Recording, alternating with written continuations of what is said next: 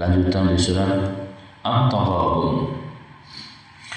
Allah Ta'ala berfirman, "Za'amal ladzina kafaru alla yab'atsu qul bala wa rabbi la tub'atsunna tsumma la tunabba'unna bima 'alimtum wa dzalika 'alallahi yasir." Za'amal ladzina kafaru, orang-orang kafir menganggap bahwa mereka tidak akan dibangkitkan, bahwa mereka setelah mati tidak akan dibangkitkan untuk yang kedua kali, untuk dikumpulkan oleh Allah di padang mahsyar guna mempertanggungjawabkan setiap amalan perbuatan mereka, dan akan melalui proses, ada hisab, ada mizan dan seterusnya. Maka Allah mengatakan, "Qul bala wa rabbi la tub'atsun." Wahai Muhammad, katakanlah kepada mereka, bahkan demi Tuhanku kalian betul-betul akan dibangkitkan. Summa la tunabba'unna bima 'alimtum, kemudian akan diberitahukan oleh Allah dengan segala apa yang pernah kalian lakukan di muka bumi ini. Wa dzalika 'alallahi yasir, dan sesungguhnya itu semua mudah bagi Allah Ta'ala. Fa aminu billahi wa rasulih, berimanlah kalian kepada Allah dan Rasulnya. Wan nuril ladzi anzalna, dan nur Al-Quran yang telah kami turunkan. Wallahu bima ta'maluna khabir, dan Allah Ta'ala sesungguhnya maha mengetahui dengan segala apa yang kalian lakukan. Yauma yajma'ukum liyaumil jam'i, hari di mana Allah akan mengumpulkan kalian pada hari kalian dikumpulkan, dari yang awal lahir sampai yang terakhir di muka bumi ini. Dzalika yaumut taghabun, itulah hari taghabun, hari di mana Allah akan mendedahkan, akan menampakkan seluruh kesalahan-kesalahan kalian untuk mempertanggungjawabkan setiap perbuatan kalian di hadapan Rabb Allah Subhanahu wa taala. Wa may yu'min billahi wa ya'mal shalihan, barang siapa yang beriman kepada Allah dan beramal saleh, yukaffir anhu sayyi'atihi, maka Allah akan mengampuni, akan menghapuskan dosa-dosanya, kesalahannya. Wa yudkhilhul jannatin tajri min tahtiha al-anhar, dan Allah akan memasukkannya ke dalam surga-surga yang mengalir di dalamnya sungai-sungai. Khalidina fiha abada, dan akan kekal di dalamnya selama-lamanya. Dzalikal fawzul azim, dan itulah kemenangan yang besar. Walladzina kafaru wa kadzdzabu biayatina, dan orang-orang yang kafir, wa kadzdzabu, dan mendustakan dengan ayat-ayat kami. Ulaika ashabun nar, mereka adalah calon-calon penghuni neraka. Khalidina fiha, dan mereka pun kekal selama-lama di dalamnya. Wa bi'sal masir, dan itulah seburuk-buruk tempat kembali, sejelek-jelek tempat kembali, yakni nerakanya Allah Subhanahu wa taala. Ma'asal muslimin wal muslimat yang dirahmati Allah Ta'ala, Al-Imam Ibnu Katsir mengatakan bahwa fi hadhil ayat, pada ayat ini Allah memberitahukan kepada kita tentang keyakinan orang-orang musyrik, orang-orang yang disebut dengan ateis, orang-orang yang tidak mengimani adanya hari kebangkitan, termasuk juga orang-orang komunis, Syu'iyah, dan masalahnya Syu'iyah. Jadi ada Syiah, ada Syu'iyah. Itu orang-orang komunis. Mereka orang-orang yang tidak beriman dengan adanya hari kebangkitan, bahwa setelah mati akan dibangkitkan kembali. Itulah keingkaran-keingkaran yang ada. Makanya orang yang tidak beriman dengan adanya hari kebangkitan, akhlak dan perbuatan mereka jelas jauh dari norma-norma kemanusiaan biasa. Karena mereka tidak meyakini setiap amal itu akan dibalas, setiap perbuatan itu akan dibalas oleh Allah. Yang baik dibalas dengan kebaikan, yang buruk dibalas dengan keburukan. Balasan hanya di dunia saja. Itu menurut orang-orang yang tidak beriman, musyrik dan ateis, dan orang-orang yang sejenis. Al-kufru millatu wahidah, kekafiran itu sama saja dari zaman dahulu sampai akhir zaman, sama. Mereka tidak mengimani satu hal yang merupakan prinsip fondasi dalam Islam. Tanpanya maka iman kita tidak sah. Bahkan ragu dengan hal tersebut, kita pun akan dianggap telah keluar dari wilayah keislaman, yaitu al-imanu bil ba'si, iman dengan hari kebangkitan. Dan itulah Allah menegaskan, memerintahkan Nabi kita Muhammad sallallahu alaihi wasallam dengan bersabda, "Qul bala wa rabbi la tub'atsun." Katakanlah ya Muhammad kepada mereka, bala wa rabbi, tidak demikian, bahkan demi Allah, demi Tuhanku, benar-benar kalian akan dibangkitkan. La tub'atsunna. Di sini ada beberapa akidah penguat. Jadi kalau diterjemahkan benar-benar sungguh-sungguh. Tapi kalau bahasa kita berulang jadi nggak bagus. Jadi diterjemahkan hanya benar-benar. Kalau aslinya benar-benar sungguh-sungguh. Untuk apa ada kalimat ini? Untuk menghilangkan keraguan. Jadi kalimat takidat, kalimat penguat itu kalau dalam bahasa Arab itu di sini ada lam, ada nun musaqqalah namanya. Itu tujuannya adalah untuk menghilangkan keraguan-raguan terhadap orang yang diajak bicara dan dia ragu. Makanya kalau boleh diterjemahkan benar-benar sungguh-sungguh, berarti tidak ada keraguan sedikit pun. La tub'atsun, kalian betul-betul akan dibangkitkan kelak nanti setelah kematian kalian, yaitu setelah ba'da hadil kiamat. Jadi Allah menggunakan kalimat untuk menghilangkan keraguan. Dan itu menunjukkan kepastian adanya yaumul ba'tsah, adanya hari kebangkitan untuk kedua kalinya. Tsumma latunaba'unna bima 'alimtum. Kemudian kata Allah Ta'ala, kalian akan diberitahukan, akan dikhabarkan, akan didedahkan bima amiltum, dengan segala apa yang kalian pernah lakukan di muka bumi ini, dan semua akan menjadi saksi.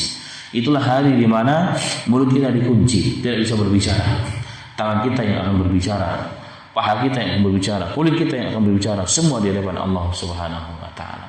Sehingga ketika yang punya mulut tadi dikunci oleh Allah, boleh kita berbicara menjadi saksi di hadapan Allah, kita akan marah. Kenapa kamu berbicara kepada Allah? Siapa yang menjadikan engkau berbicara? Apa kata kulit kita dalam Al-Quran disebutkan? Antaqanallahu alladzi antaqa kulli syai'. Yang menjadikan aku, yakni kulit ini berbicara, tulang ini berbicara, tangan kaki berbicara adalah siapa? Alladzi antaqa kulli syai', yang telah membuat bicara segala sesuatu dengan kuasa Allah Subhanahu wa taala. Itulah hari bi'tsah. Itulah hari bi'tsah. Makanya segala daya upaya mereka lakukan untuk menyebarkan racun ini, virus ini ke muka bumi ini, bahwa tidak ada lagi hari kebangkitan. Jadi hidup hanya di dunia ini. Maka gunakanlah hidup ini sebaik-baiknya, menghalalkan segala cara. Tidak peduli itu benar ataupun tidak benar, mempertahankan kedudukan dan jabatannya untuk menikmati kehidupan dunia ini. Surga mereka apabila rezekinya banyak, kalau neraka mereka apabila mereka tidak dapat rezeki, itulah neraka mereka. Wa iyadzubillah. Inilah keyakinan yang salah, dan ini juga masuk ternyata kepada sebagian kaum muslimin. Memang secara akidah kita tidak mengimani sebagaimana iman mereka, tetapi secara amal, secara af'al kita mirip-mirip juga. Buktinya apa? Sebagaimana orang-orang kafir melakukan, kita juga mengikutinya.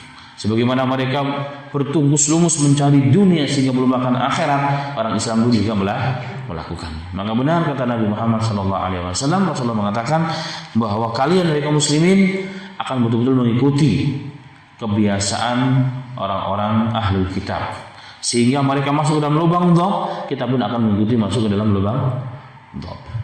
Nah, ini ada pada kaum muslimin. Walaupun ini ayat ditujukan kepada orang-orang kafir, orang-orang yang tidak beriman dengan adanya kebangkitan, tapi sesungguhnya ini juga peringatan bagi kita agar jangan mengikuti adat istiadat dan mengikuti keimanan dan keyakinan dan akidah orang-orang kafir. Kemudian Al-Imam Ibnu Katsir rahimahullah mengatakan, mensyarah ayat wa dzalika 'alallahi yasir. Jadi kebangkitan yang kedua atau kebangkitan setelah hari kiamat, ba'dal kiamat, itu kata Allah wa dzalika 'alallahi yasir, itu perkara yang sangat mudah. Wa dzalika 'alallahi yasir, perkara yang sangat mudah, yakni kebangkitan tersebut dan pembalasan yaumul jaza itu di akhirat kelak itu sangat mudah bagi Allah Subhanahu wa taala. Kemudian Al-Imam Ibnu Katsir mengatakan, dan ayat ini adalah satu di antara tiga ayat. Ayat ini adalah satu di antara tiga ayat di mana Allah perintahkan kepada Rasulnya Muhammad SAW untuk bersumpah atas nama Rabbnya, atas nama Allah Subhanahu wa taala, tentang kebenaran yaumul bi'tsah, tentang kebenaran hari kebangkitan. Jadi kalau Nabi Muhammad sampai diperintahkan Allah untuk bersumpah dengan nama Allah tentang adanya, tentang benarnya hari kebangkitan itu sendiri, itu menunjukkan bahwa salah satu yang dihadapi oleh Nabi Muhammad SAW di awal-awal dakwah adalah apa?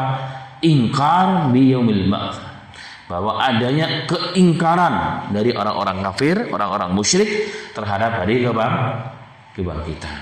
Inilah yang awal-awal menjadi tantangan berat Nabi Muhammad SAW. Karena memang tidak ada bukti nampak dilihat oleh mata kita adanya di kebangkitan tersebut. Nah, ini semua kembali kepada keimanan dan keyakinan kita kepada janji Allah dan kepada firman Allah Subhanahu wa taala. Al-Imam Ibnu Katsir mengatakan ayat yang pertama di mana Allah perintahkan nabinya untuk bersumpah atas kebenaran yaumul bi'tsah adalah pada surat Yunus.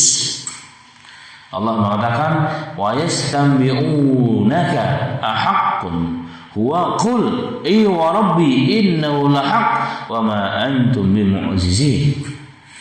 Wa yastanbi'unaka, dan mereka, jadi orang-orang musyrik, orang-orang kafir menanyakan kepadamu, ahaqqun huwa, apakah benar apa yang dijanjikan oleh Allah? Apakah benar adanya hari kebangkitan tersebut? Qul, katakanlah, wa rabbi, demi Tuhanku, kata Allah. Katakan Muhammad, demi Tuhanku, innahu lahaq, bahwasanya hari kebangkitan itu adalah hak. Wa ma antum bimu'jizin, dan tidaklah seorang kalian pun yang luput daripadanya, dari kematian tersebut. Dan juga dari hari kebangkitan tersebut. Tidak ada seorang manusia pun, seorang makhluk pun di muka bumi ini yang selamat dari kematian dan hari kebangkitan. Sehebat apapun manusia itu sendiri, mau lari kemanapun, tetap akan adanya sampai kepada mereka hari kiamat. Bahkan Allah menantang dalam surat Ar-Rahman, ya ma'syaral jinni wal ins in istata'tum an tanfudhu min aqtaris samawati wal ardi fanfudhu la tanfuduna illa bisultan fa bi ayyi ala'i rabbikum tukadziban. Ya ma'syaral jinni wal ins, wahai seluruh para jin dan manusia, jika kalian tidak mau taat, mentaati perintahku dengan sunnah Nabi sallallahu alaihi wasallam, maka carilah kalian ke tempat lain, yang tempat lain kalian bisa hidup selain di dunia ini. Kalian tembus nih kekuatan langit dan bumi ini. Silahkan, kata Allah Subhanahu wa taala. La tanfuduna illa bisultan, tapi kalian tidak mampu menembus kecuali dengan kekuatan yang hebat, kekuatan yang dahsyat. Dan kalian tidak punya itu.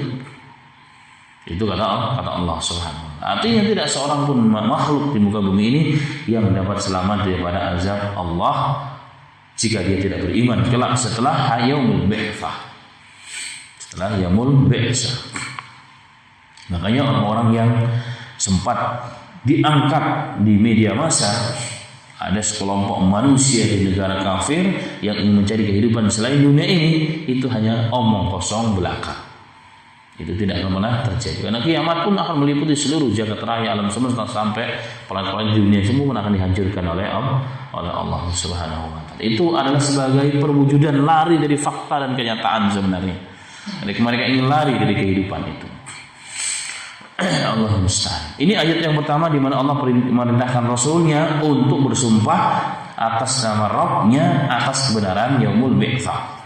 Yang kedua pada surat Saba, Allah mengatakan wa qala alladziina kafaru la ta'tina as-saa'atu qul bala wa rabbi la ta'tiyannakum. Wa qala alladziina kafaru, dan berkata orang-orang kafir, la ta'tina as-saa'ah, bahwa tidak akan datang kepada kami kematian, kebangkitan setelah ba'da kiamah. Maka Allah mengatakan, qul, katakanlah Muhammad kepada mereka, bala wa rabbi la ta'tiyannakum. Subhanallah, bala, oh tidak demikian, wahai orang-orang kafir. Wa rabbi, demi Tuhanku, la ta'tiyannakum, bahwa hari kiamat tersebut akan datang kepada kalian. Jadi kepastian hari kiamat itu akan datang kepada manusia. Pasti perkara yang tidak bisa diragukan sedikit pun. Kemudian ayat yang ketiga adalah ayat ini pada surat At-Taghabun. Za'amal ladzina kafaru alla yub'atsu. Orang-orang kafir mereka menganggap bahwa mereka tidak akan dibangkitkan setelah kematian. Qul bala wa rabbi, katakan Muhammad, oh tidak demikian, wa rabbi demi Tuhanku, la tub'atsunna, kalian betul-betul akan dibangkitkan oleh Allah Subhanahu wa taala. Dan kita dapatkan dari mulai tafsir sampai sekarang ini banyak sekali hal-hal terkait mengenai keimanan pada hari akhirat, termasuk kebangkitan. Itu yang sering diulang-ulang oleh Allah. Ini menunjukkan bahwa kebanyakan manusia memang tidak beriman dengan adanya hari kebangkitan. Hari ini saja kalau kita mau hitung secara matematika, 7,5 sampai 8 miliar manusia yang dikatakan beriman kepada Allah dan Rasulnya, tentunya adanya hari kebangkitan hanya sekian persen, hanya 1 sampai 1,5 miliar. Mungkin ditambah orang-orang Nasoro, tapi kebangkitan mereka berbeda dengan kebangkitan kita. Dan itu faktanya. Jadi setiap zaman dan setiap waktu ternyata orang yang tidak beriman jumlahnya tetap lebih banyak. Nah, ini menunjukkan, terisyaratkan dalam ayat-ayat tersebut. Makanya sering dan berulang-ulang Allah mengulang mengenai keimanan kita kepada yaumul bi'tsah, hari kebangkitan kelak ba'dal kiamat. Kemudian perintah Allah yang berikutnya, fa'aminu billahi wa rasulihi wan nuril ladzi anzalna wallahu bima ta'maluna khabir.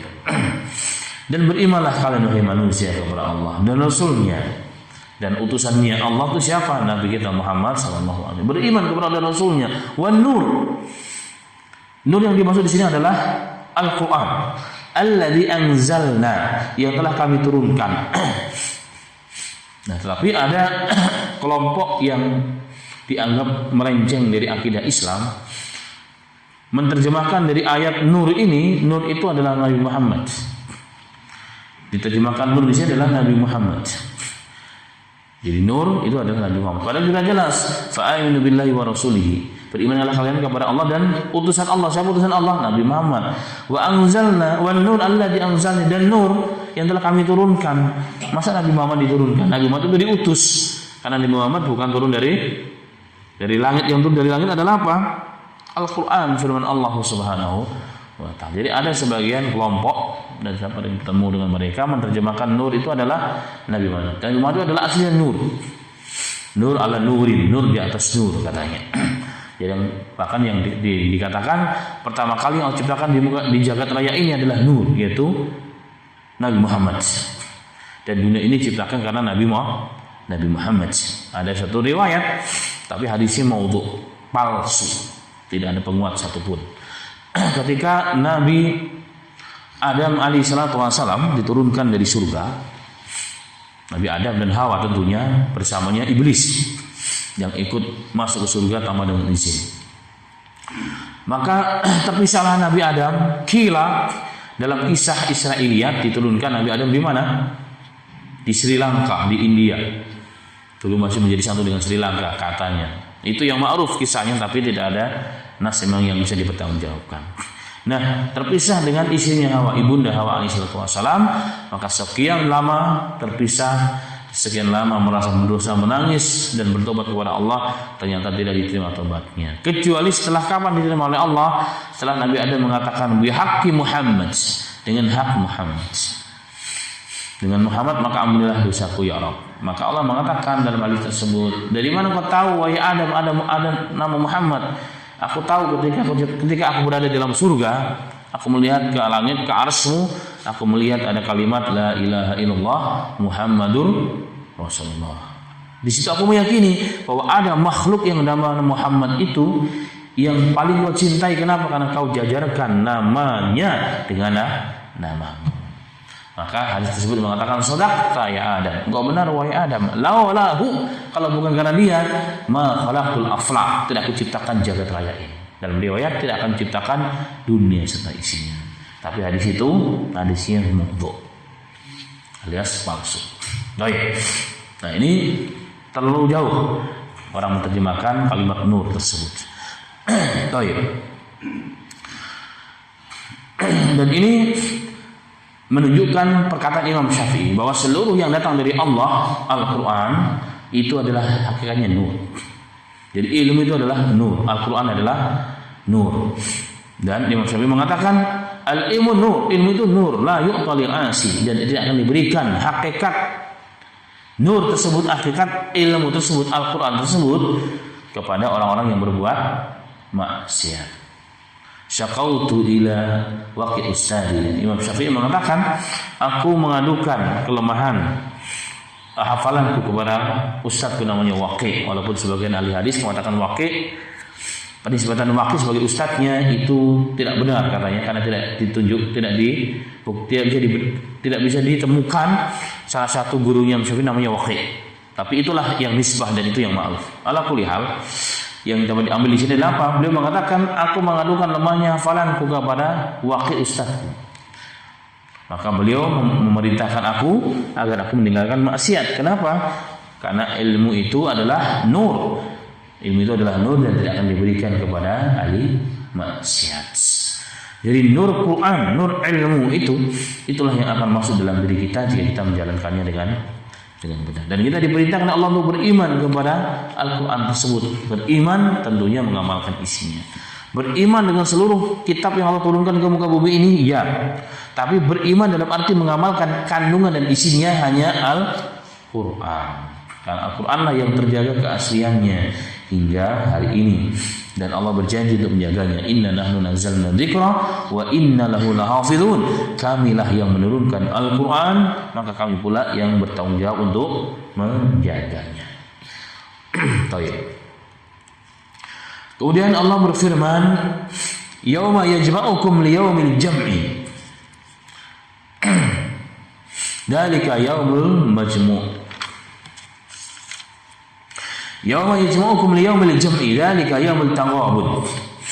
Dan hari kebangkitan itu adalah hari di mana Allah akan mengumpulkan kalian. Jadi hari bi'tsah itu adalah hari di mana kalian akan dikumpulkan oleh Allah Subhanahu wa taala. Liyaumil jam'i, hari dikumpulkan kalian, yaitu di padang mahsyar. Di mana kalian akan mempertanggungjawabkan setiap amalan kalian, perbuatan kalian. Apa yang pernah kalian lakukan, kalian akan diminta pertanggungjawaban. Jika baik, maka balasannya baik. Jika buruk, maka akan buruk. Sekecil apapun, semua akan dibalas oleh Allah Subhanahu wa taala. Itulah hari dimulukan manusia. Dzalika yaumul majmu'ul lahun nas wa dzalika yaumul masyhud. Dalam ayat yang lain Allah mengatakan, dzalika yaumul majmu'ul lahun nas. Itulah hari di mana manusia semua akan dimulukan oleh Allah taala untuk menghadap Allah Ta'ala, mempertanggungjawabkan setiap amalnya. Dzalika yaumul masyhud. Itulah hari masyhud, hari yang akan disaksikan oleh seluruh makhluk Allah di padang mahsyar. Jadi seluruh makhluk Allah dikumpulkan dan seluruh makhluk Allah menjadi saksi tentang kita. Kalau kita akan dipermalukan, kita akan dipermalukan di seluruh makhluk Allah dari awal sampai akhir, begitu pun sebaliknya. Dan ini mirip dengan firman Allah yang lain, qul innal awwalina wal akhirin lamajmu'una ila miqati yaumin ma'lum.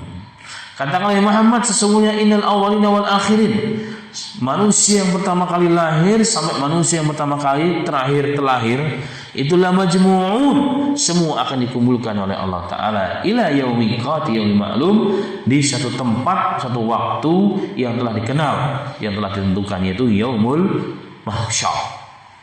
Yaumul mahsyar. Dzalika yaumut taghabun. Itulah hari disebut dengan taghabun. Karena ayat inilah, surat ini dikatakan surat taghabun. Apa itu hari taghabun? Hari di mana Allah akan mengizharkan, menampakkan, mendedahkan kesalahan-kesalahan dari kalangan hamba-hambanya. Itu hari taghabun. Karena al-ghabn itu maknanya adalah orang itu lalai, tertipu, tidak ingat perbedaan.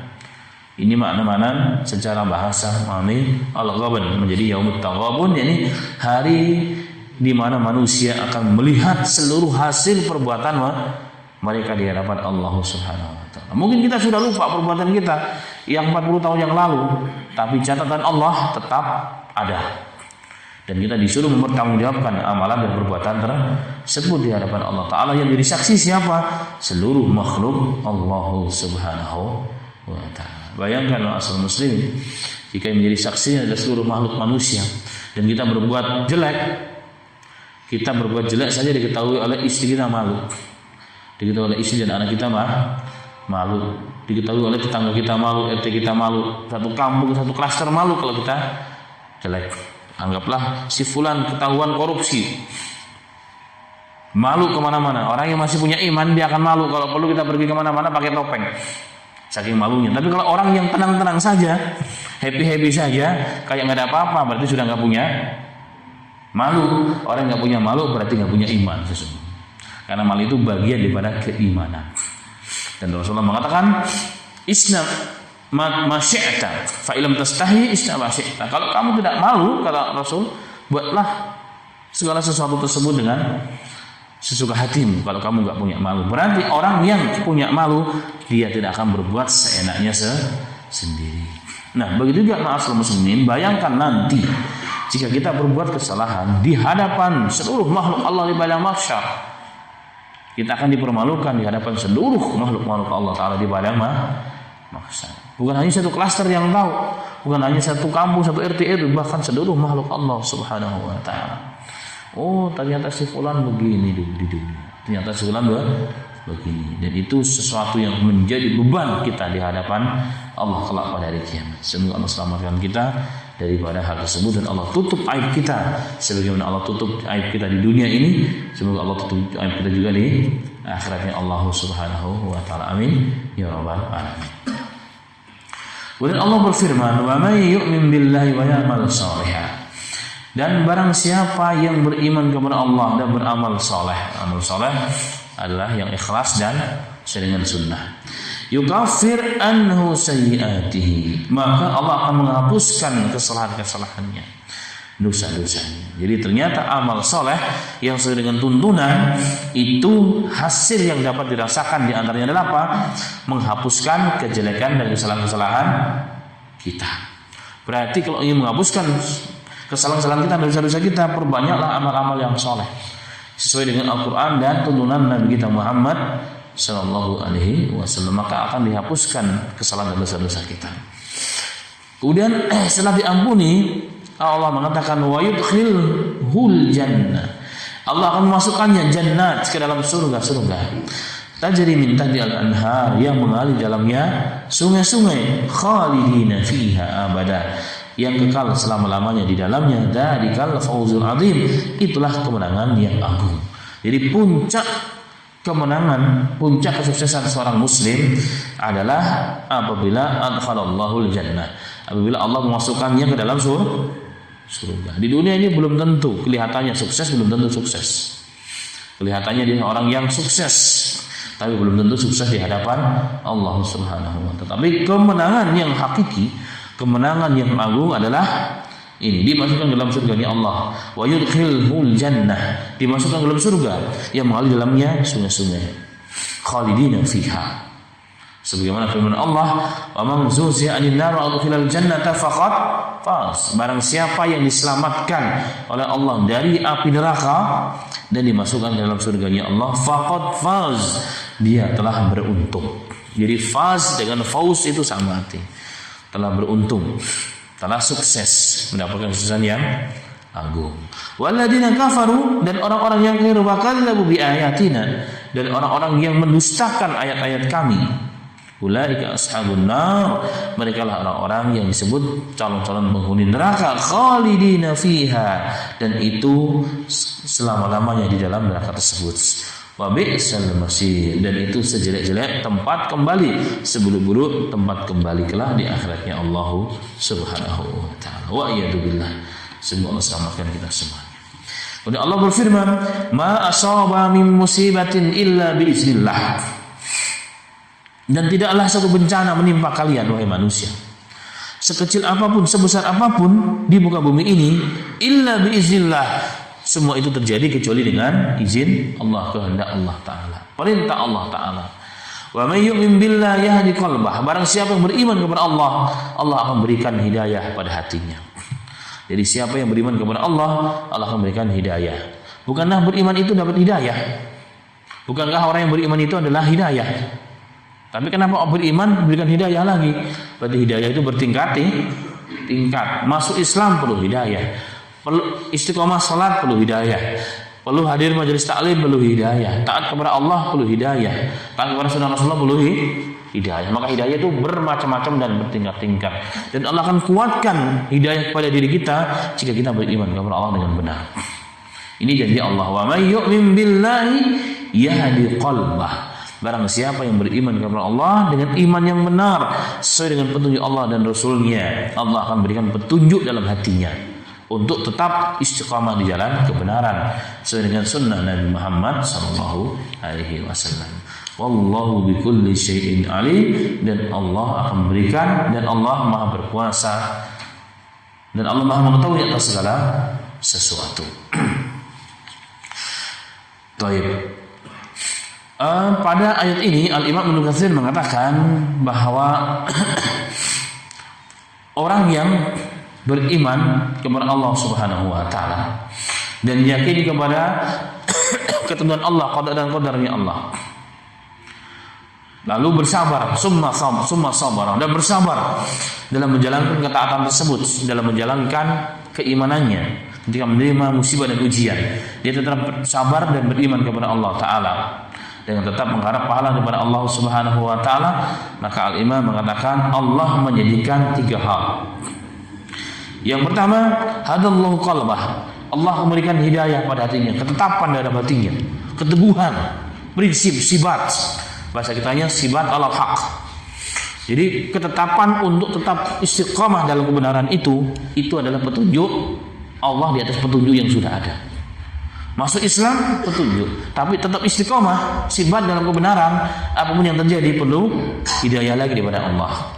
Dan beliau mengatakan orang yang beriman menghadapi ujian dengan sabar, dengan penuh ridho, dengan penuh pasrah mengharap pahala Allah, maka Allah akan berikan, kata Imam Ibnu Katsir, 3 hal. Yang pertama, hadallahu qalbahu, Allah akan berikan petunjuk dalam hatinya, ketetapan, sibat dalam kebenaran.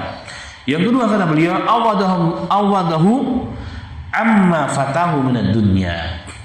Kemudian Allah akan menggantikan perkara-perkara yang telah hilang, yang dia tidak capai dari urusan dunia.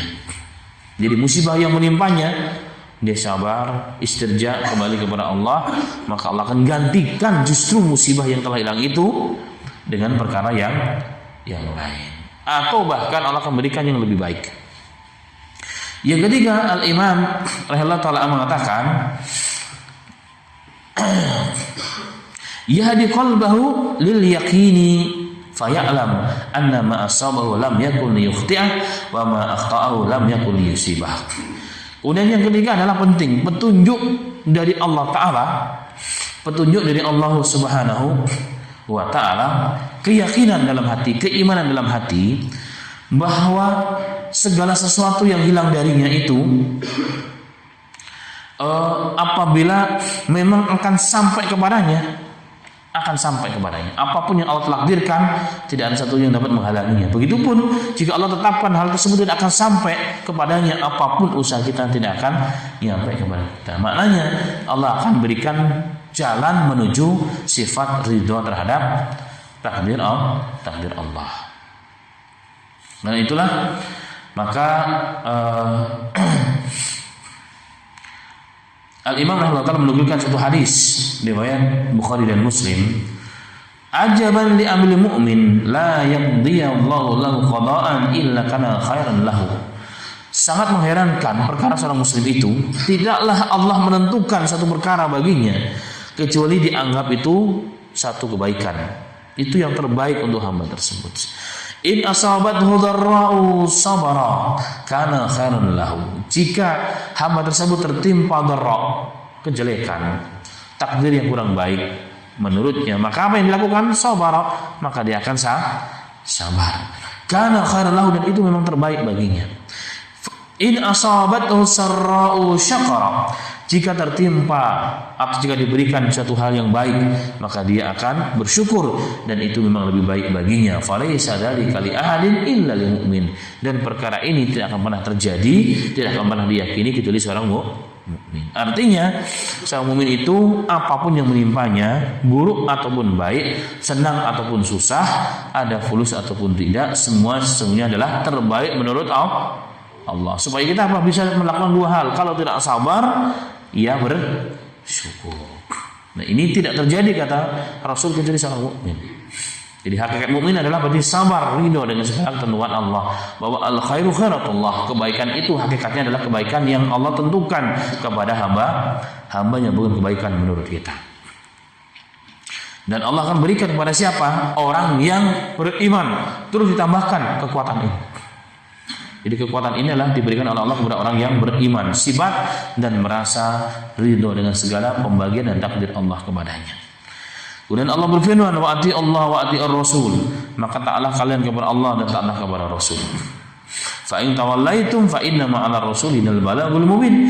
Jika kalian berpaling dari ketaatan Allah dan Rasulnya, fa inna ma'al rasulina, tidak ada bagi Rasul kami, utusan kami, kecuali tanggung jawabnya adalah apa? Al-balag, menyampaikan risalah kepada manusia dengan keterangan yang jelas. Karena itulah Al-Imam Zuhri mengatakan minallahi risalah, turunnya risalah dari Allah. Allah turunkan risalah, perintah kepada siapa? Kepada Rasul. Wala Rasul balag, maka tanggung jawab bagi Rasul adalah al-balag, bertabligh, menyampaikan kepada manusia. Wa alaina taslim, apa kewajiban kita sebagai umatnya dan sebagai hamba Allah? At-taslim. Apa taslim itu? Menerima, berserah diri dengan segala perintah Allah dan aturan Allah Subhanahu wa taala. Jadi tanggung jawab Rasul sesungguhnya yang menyampaikan. Kita tidak taat urusan kita dengan Allah. Yang taat akan surga, yang tidak taat masuk neraka. Itu udah kaidah yang tidak bisa dipisahkan. Kalau enggak mukmin ya kafir, kalau enggak kafir ya mukmin. Antara dua itu saja. Kemudian setelah itu Allah kembali mengingatkan akan keesaan Allah, keimanan kita, ketauhidan kita kepada Allah. Allahul ladzi la ilaha illahu wa 'alallahi falyatawakkalul mu'minun. Sesungguhnya tidak ada zat yang berhak disembah melainkan Allah. Wa 'alallahi falyatawakkalul mu'minun, maka kepada Allah lah kalian hai orang beriman berserah diri, bertawakal kepada Allah. Jadi hanya kepada Allah kita berserah diri. Enggak boleh menyerahkan nasib kita kepada selain Allah. Enggak boleh menyerahkan diri kita kepada selain Allah. Karena Tuhan kita adalah Allah, yang menguasai segala hal adalah Allah. Allah adalah Rabbul Masyriq wal Maghrib. Allah Tuhan Maghrib dan Masyriq. Masyriq dan Maghrib, timur dan barat, barat dan timur. La ilaha illahu fattakhidhu wakila. Tidak ada Tuhan kecuali Allah yang berhak disembah, maka jadikanlah Allah Subhanahu wa taala sebagai pelindung bagi kita, sebagai rujukan, sebagai i'timad, sandaran bagi setiap manusia. Ini bab keimanan semua yang kita bahas hari ini, bab keimanan, bab inti daripada keimanan yaitu berserah diri kepada Allah Ta'ala dengan peraturan Allah, dengan sunnah Nabi Muhammad SAW.